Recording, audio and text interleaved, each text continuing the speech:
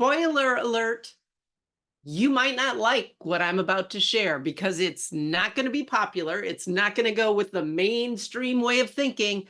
It's definitely a head tilt, and it's absolutely essential for you to get if you truly want to experience peace and freedom and well-being and joy and abundance in your life, preferably with ease. In? Okay. Here's what it boils down to. I got an email the other day from a prosperity coach, a life coach who has a big following. I admire a lot of what he did, but in that email, he spoke a message that I've heard a zillion times. In fact, I used to teach it. I used to believe it. You're probably hearing it in the zeitgeist around the new year as well. And it was something like this.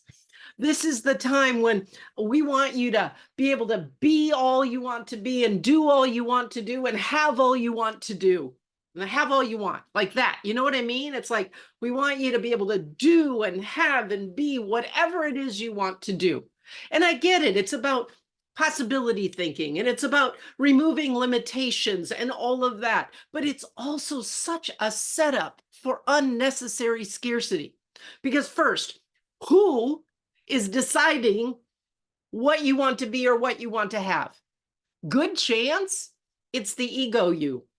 It's the ego you, and the ego you is always, always, always in pursuit of you being or doing or having whatever it thinks you need to be, do, and have to somehow make you enough, to make you important, to give you control, to give you power, to make you worthy, except for you already are that, my friend. You were born worthy. You were born with power. You may not know it, but you have it. Okay? So that's one reason. Second reason, I was a 2-miler in high school, and I was a 2-miler in high school for a reason. I don't run fast. I'm very clear, I could hire the best coaches. I could do positive thinking. I could be in the best shape. And I'm also very clear, I will never run a 10-second 100-meter. I'm just not wired for speed. It's not in me. That's why I was a 2-miler.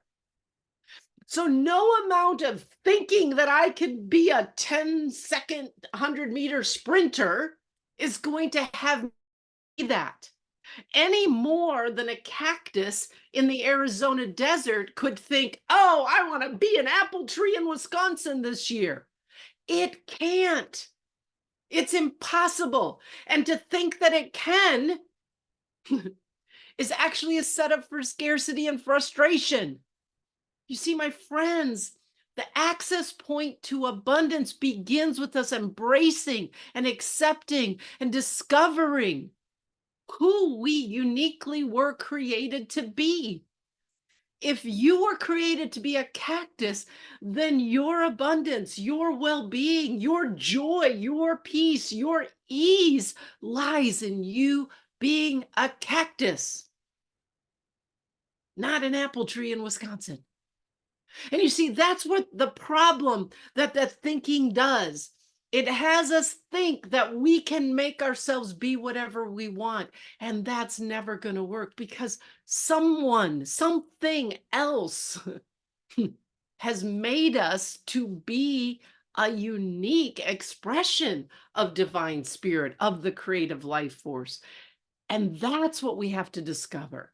That's what we have to focus on. That's who we want to be at our deepest level. That's the only person we can be.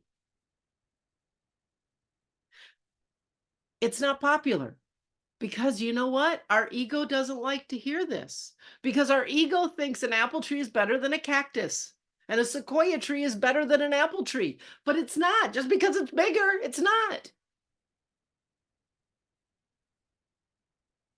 This year, my friend, instead of trying to create all these external results that are somehow at a conscious or subconscious level gonna have you feel like more alive and more happy and more peaceful and more abundant and all of that, what if you focused on trusting